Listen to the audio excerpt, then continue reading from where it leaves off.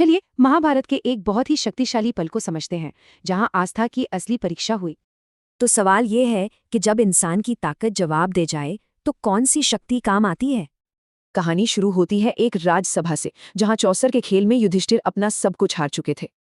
और अपनी आखिरी सबसे विनाशकारी चाल में उन्होंने अपनी पत्नी द्रौपदी को भी दांव पर लगा दिया।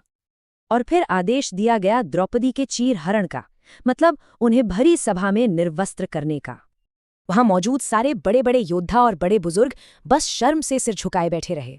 यहां तक कि उनके पति पांडव भी खेल के नियमों में बंधे कुछ नहीं कर सके। जब दुनिया का हर सहारा छूट गया तो द्रौपदी ने आंखें बंद की और ईश्वर को पुकारा। उन्होंने दिल से आवाज लगाई, हे कृष्ण, हे गोविंद, क्या आप मेरी दुर्दशा नहीं देख रहे। और बस उसी पल एक चमत्कार होना शुरू हो गया। दुशासन ने साड़ी खींचना शुरू किया और वो कपड़ा चमत्कारिक रूप से बढ़ने लगा। दुशासन जितना जोर लगाता, साड़ी उतनी ही लंबी होती चली गई। वो बढ़ती ही गई और बढ़ती गई, मानो उस साड़ी का कोई अंत ही न हो। आखिरकार दुशासन उस अंतहीन कपड़े से थककर हार मानकर जमीन पर गिर पड़ा। इस तरह द्रौपदी के सम्मान की रक्षा हुई। तो इस पूरी घटना का असल मतलब क्या है? ये है अटूट आस्था की शक्ति।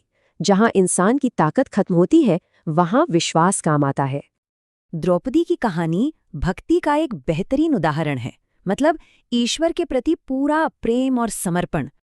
ये हमें सिखाता है कि आस्था सिर्फ एक सोच नहीं, बल्कि अपने आप में एक बहुत बड़ी शक्ति है। तो ये कहानी हमें सोचने पर मजबूर करती है कि जब सब रास्ते बंद हो जाएं, तो हमारी आखिरी उम्मीद कहाँ होगी।